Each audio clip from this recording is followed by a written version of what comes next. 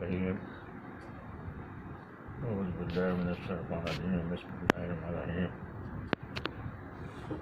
اب یہاں میں کچھ چند منٹ صرف روزے کے کچھ ظاہری فوائد کا ذکر کروں گا. اسے میں نے پوری کتاب لکھ دی ہے، جس کو جاننا ہو اسے پڑھے. اسے جب ایک مسلمان ہر سال رمضان کے روزے رکھتا ہے اور روزے کے تمام تقاضوں کا خیال رکھتا ہے تو رفتہ رفتہ روزہ اس کی سیرت میں خوبی پیدا کرتا ہے. وہ ایک بہتر انسان بننے لگتا ہے. خدا کی طرف سے اس کو یہ انعام ملتا ہے کہ اس کے تمام گناہ بخش دیے جاتے ہیں. ایمان کا مطلب ہے خدا کی رضا کے لیے، اور احترام کا مطلب ہے کہ اپنے نفس کو تمام برائیوں اور برے خیالات سے پاک رکھنا. اچھے انسانوں ہی سے اچھا سماج بنتا ہے. اچھا انسان وہ ہے جو دوسروں کے لیے مددگار ثابت ہو.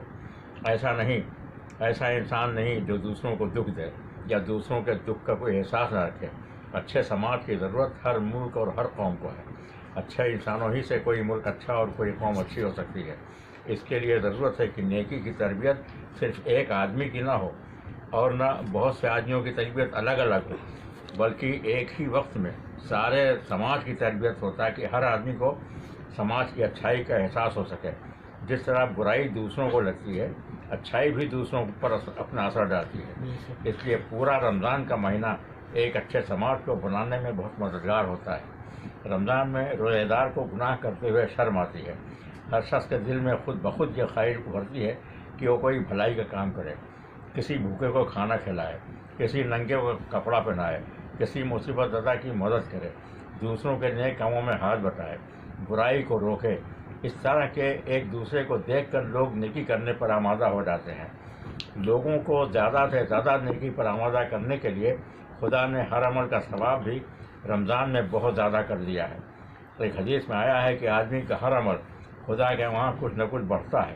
ایک نیکی کا ثواب 10 گنا سے لے کر 700 گنا تک ملتا ہے.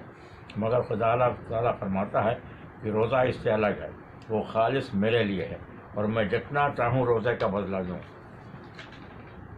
اس حدیث سے پتہ چلتا ہے کہ روزے کی برکتوں سے لوگ جتنا زیادہ فائدہ اٹھائیں گے، جتنا زیادہ دوسروں کی مدد کریں گے، جتنا زیادہ نیک کام کریں گے اور ان نیک کاموں کا جتنا زیادہ اثر پورے سال تک باقی رہے گا، اتنا ہی زیادہ روزہ داروں کو اپنے روزے کا ثواب اور اجر ملے گا. جیسا ہی کہا جا چکا ہے کہ روزے کا ایک بڑا ثمرہ اچھے انسانوں کا سماج بننا ہے، کیونکہ اچھے سماج ہی سے ہی انسانیت قائم رہ سکتی ہے. یہ اگرچہ درست ہے کہ ہر فرد اپنے عمل کا ذمہ دار ہوتا ہے اور ہر فرد کی ذمہ داری ہے کہ وہ خدا کی اطاعت کرے.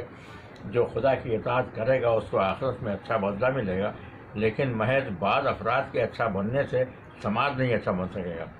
اس لیے پورے سماج کو اچھا بنانے کے لیے ضروری ہے کہ سماج کے سارے افراد کی ایک وقت میں تربیت کی جائے. اس کے لیے ایک لمبا عرصہ مقرر کیا گیا اور ایک پورے ماہ کے لیے پوری مسلم سماج پر روزہ فرض کیا گیا، اور اسی کے ساتھ روزے کی قبولیت کے لیے دوسرے نیک کام کرنا ضروری قرار دیا گیا. ان نیک کاموں میں سب سے بڑا کام غریبوں اور حاجت مندوں کی مدد کرنا ہے. حاجت مندوں کی مدد کی اسلام میں بہت تاکید کی گئی ہے اور اسے بہت بڑا اجر و ثواب کا کام بتایا گیا ہے. اب یہاں بہت سی ایسی حدیثوں کا ذکر کیا ہے، اب تو پھر زیادہ بات لمبی ہو جائے گی. اس لیے ظاہر ہے کہ سماج میں جب ہر شخص ایک دوسرے کا مددگار ہوگا تو اس سے آپس میں اتفاق اور محبت کا جذبہ پیدا ہوگا اور سماج بکھرنے اور ٹوٹنے سے محفوظ رہے گا. قرآن میں مسلمانوں کی اس صفت بتائی گئی ہے کہ وہ سیسا پلائی ہوئی دیوار کی طرح آپس میں متحد اور مضبوط ہوتے ہیں.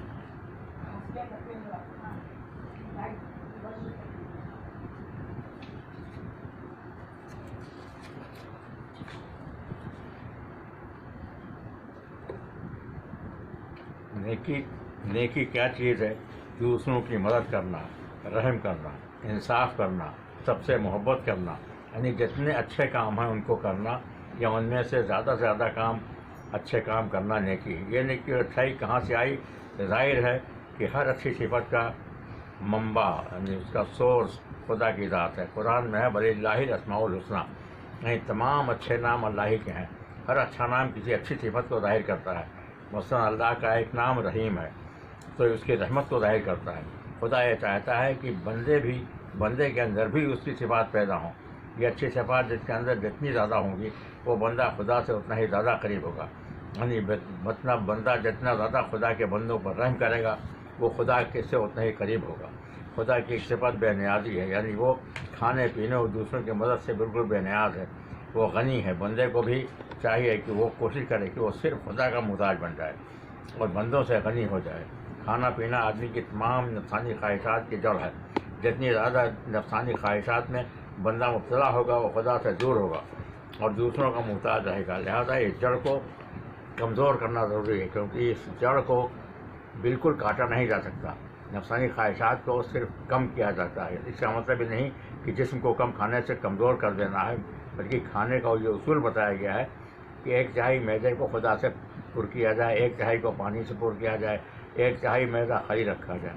اس سے جسم تندرست رہے گا، بیماری دور رہے گی، اگرچہ جسم موٹا نہ ہونے پائے گا. نفسانی خواہشات کو کم کرنے کا سب سے بڑا ذریعہ روزہ ہے.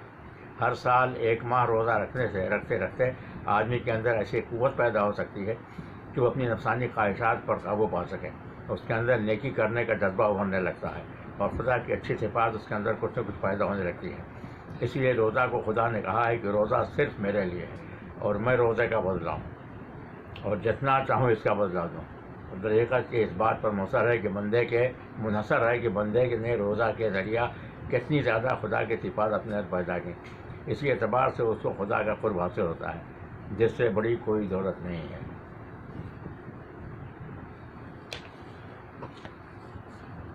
اینڈنگ بولے نا